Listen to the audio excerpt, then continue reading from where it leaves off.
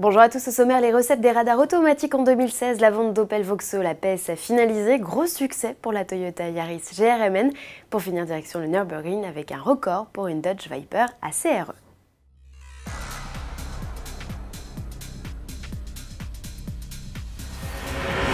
25,6 millions, c'est le nombre de fois qu'ont flashé les radars automatiques en 2016, un score en hausse de 26,3% selon le récent bilan dressé par la sécurité routière. Heureusement pour nous, tous n'ont pas abouti à un PV. Un peu plus de 16 millions de flashs se sont réellement transformés en prunes. C'est tout de même 20% de plus qu'en 2015.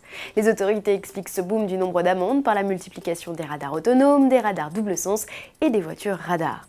Nos chers voisins européens ont également contribué à ce joli palmarès. 2,86 millions de PV ont été dressés à l'encontre de véhicules immatriculés à l'étranger. Un chiffre en hausse de 40%. Au final, les radars automatiques en tout genre ont permis de récolter 920 millions d'euros, soit une progression de 18,5%. La palme du dispositif Serial Flasher revient à un radar autonome déplacé 5 fois près du chantier de l'autoroute A9 à Montpellier. Il totalise à lui seul plus de 410 000 flashs sur un an. A l'inverse, les moins prolifiques n'ont pris que 4 photos l'an passé. Un dernier chiffre pour la route, 175 millions, c'est le nombre de points qui se sont envolés sur nos permis de conduire depuis sa création il y a 25 ans. Opel et Vauxhall rejoignent officiellement le giron PSA. Le groupe français vient d'annoncer la finalisation de l'acquisition initiée en mars 2017. Le groupe allemand et sa division britannique, qui collaboraient avec PSA depuis 2012, ouvrent un nouveau chapitre de leur histoire après 88 ans passés aux côtés de General Motors. Dans 100 jours, un plan stratégique sera présenté pour donner une nouvelle dynamique à cet ensemble fort de 5 marques. Avec 17% de part de marché au premier semestre 2017, le nouveau groupe PSA est désormais le deuxième constructeur européen.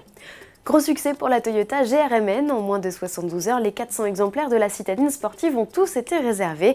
Vous avez raté le coche, il vous reste encore un espoir pour l'avoir trôné dans votre garage. Inscrivez votre nom sur la liste d'attente et soyez le premier averti d'une éventuelle annulation. Pour mémoire, la Yaris GR-MN est animée par un 1,8 litres à compresseur d'une puissance supérieure à 210 chevaux. Son prix 30 700 €, auquel il faut ajouter un rondouillet malus de 4 673 €. Pour finir, direction le Nürburgring où une Viper ACRE vient de claquer un temps canon. Cette Dodge pourvue d'un kit aérodynamique extrême, d'une boîte mécanique et d'un V10 de 645 chevaux s'offre un chrono de 7 minutes 3 secondes et 45 centièmes. Un temps réalisé dans des conditions météorologiques peu favorables. Selon le pilote allemand Dominik Fanbacher, un temps plus clément lui aurait permis de gagner 5 secondes. De quoi alors hisser cette Viper au niveau d'une Porsche 918 Spyder, deuxième meilleur chrono pour une voiture de production. Un record qui intervient malheureusement alors que le groupe Fiat Chrysler Automobile a annoncé son intention de mettre définitivement fin à la production de la Viper le 31 août prochain. À demain.